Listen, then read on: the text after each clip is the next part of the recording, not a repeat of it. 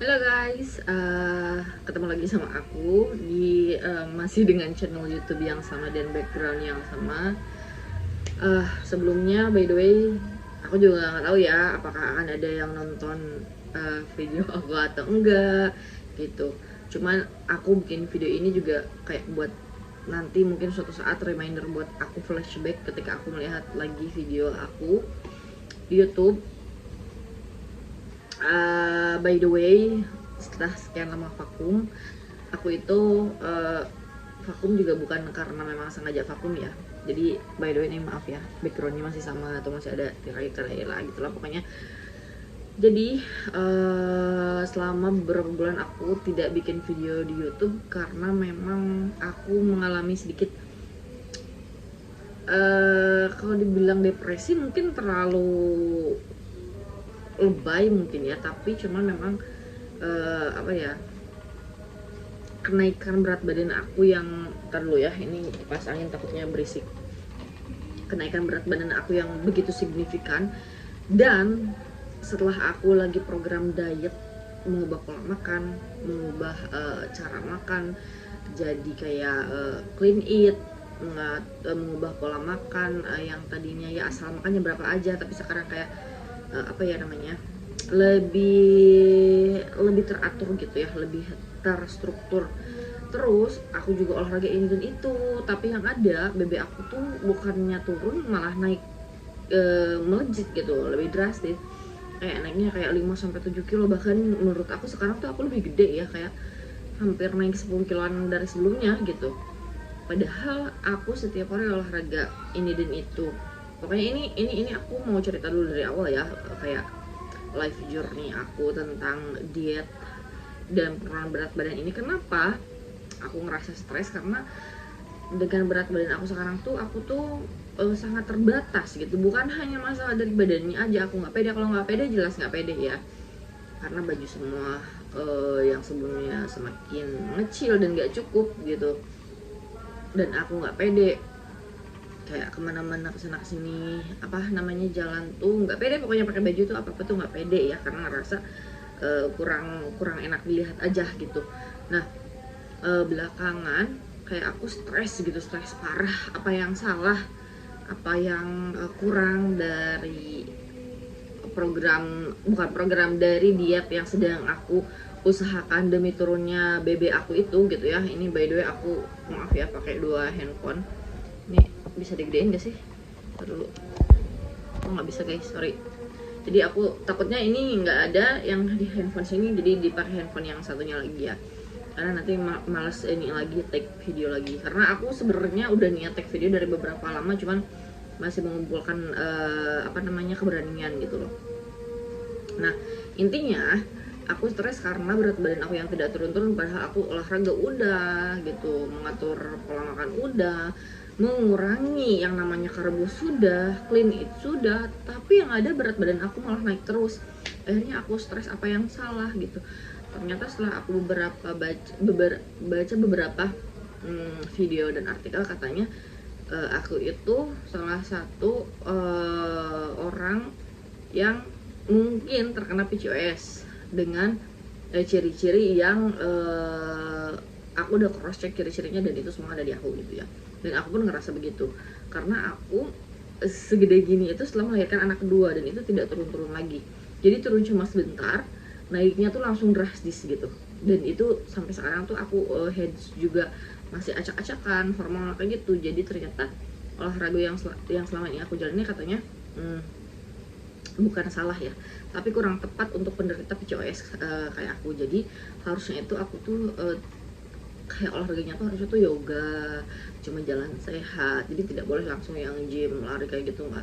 Jadi tidak akan signifikan kelihatannya. Aku nggak tahu bener apa enggaknya ya, cuman katanya seperti itu. Nah, akhirnya aku memutuskan untuk tidak olahraga berat, jadi aku cuma jalan sehat. Jadi karena di sini itu aku nggak bisa keluar pagi-pagi karena kan anak-anak tidak ada yang menjaga gitu.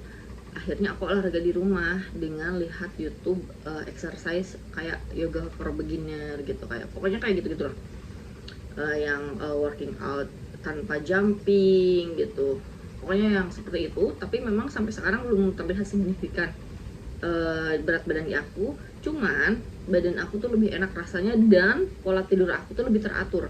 Jadi biasanya aku nggak pernah bisa tidur lewat tengah malam, jadi aku tuh biasanya tuh tidur tuh lewat jam 12, menjelang subuh, habis subuh gitu kan. Nah sekarang tuh alhamdulillah setelah hampir udah berapa lama ya, kayak 2 mingguan lebih, pokoknya hampir masuk ke bulan kayak gitu, aku tuh tidur normal. Jadi tidurnya lebih awal tapi bangun subuh kayak jam 3 itu masih oke banget, karena kan bantu juga kan kayak kita mau sholat malam atau apa itu kayak jadinya nilai plus gitu dan badan lebih segar. Memang awalnya tuh kayak mengulang lagi badan tuh pada sakit-sakit, jadi sakitnya tuh kayak lebih parah gitu, tapi ketidurnya enak. Nah porsi makan aku juga sama ya, apa namanya, masih masih menjalani kayak clean eat, kayak mengurangi karbo, jam makannya dibatasi, kayak diet IF kayak gitu, pokoknya masih sama. Cuman belum terlihat signifikan turunnya berat badan aku, tapi badan aku stuck di BB sekarang gitu. Pertama itu aku karena mengalami stres karena berat badan. Nah, kedua, akhir-akhir ini aku mengalami hal yang tidak menyenangkan ke diri aku pribadi, tapi aku tidak bisa menjelaskan lebih detail kenapanya. Intinya aku itu berniat ingin menolong seseorang, tapi aku malah yang dirugikan, gitulah intinya. Dan itu aku harus menghadapinya sendiri, jadi aku harus dampaknya ke aku tuh, impactnya tuh besar, dan aku harus menjalani dan menghadapi semua itu sendiri gitu, tanpa sepengetahuan suami aku, tanpa sepengetahuan, pokoknya aku nggak bisa minta tolong siapa-siapa, yang pada akhirnya merugikan untuk diri aku sendiri gitu. Jadi kayak krisis kepercayaan aku itu, trust issue aku itu sekarang semakin lebih dalam lagi. Jadi aku tuh bener-bener kayak menghindari banyak orang gitu. Kayak aku kayak di kontak di handphone aku aja sekarang tuh kayak semakin sedikit banget, karena memang aku bukan pilih-pilih ya, tapi aku selalu ketika aku memutuskan itu aku kayak bismillah, kalau memang akan ini yang terbaik ya udah. Aku tuh kayak nge-broadcast kalau misalkan jadi aku tuh nge-broadcast gini ya, ini untuk apa ya, aku tidak menyarankan untuk kalian yang memang masih belum bisa menjauhkan diri dari banyak orang gitu ya. Cuman aku ngerasa pribadi, karena aku malu dengan diri aku sendiri, dan aku merasa aku harus melakukan sesuatu yang lebih baik untuk diri aku sendiri. Aku kayak broadcast kontak WA gitu kan, kayak kalau misalkan yang mau save kontak aku boleh balas, kalau yang tidak juga nggak apa-apa gitu. Terus nggak usah dibalas, dan aku no hard feeling gitu. Akhirnya banyak beberapa yang memang tidak membalas, aku hapusin, dan ada beberapa orang juga yang menurut aku ya udahlah, ada aku sama dia juga tidak begitu ada sedekat itu gitulah ya, dan tidak terlalu ada apa, intinya ya udah aku hapusin. Dan untuk orang-orang yang memang memberikan impact yang negatif untuk diri aku juga aku hapusin semua, termasuk di Instagram.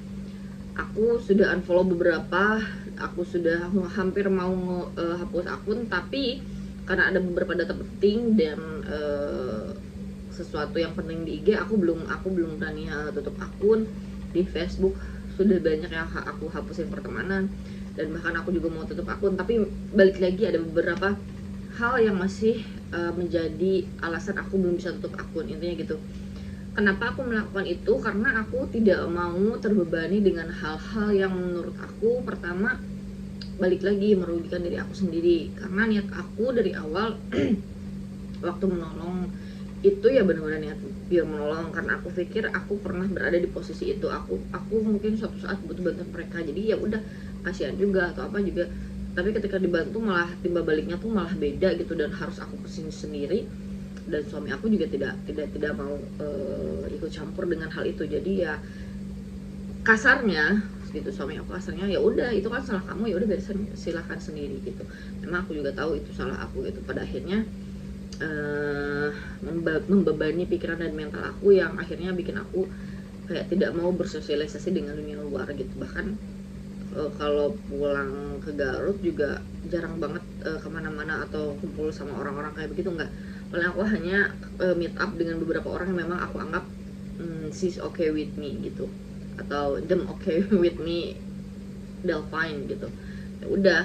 Nah, akhirnya juga ketiga, aku tuh apa ya, ini juga ada kemungkinan kan aku pindah rumah lagi, dan itu kayak bikin aku lelah secara fisik dan mental. Karena pertama, pindah-pindah itu capek guys, sumpah. Bukan capek secara fisik ya, kita keluar uang ya, capek secara fisik ya, capek secara mental. Bukan mental aku yang menjadi bebannya, tapi mental anak, terutama si abang itu harus sosialisasi. Bahkan sekarang dia tuh lagi sakit.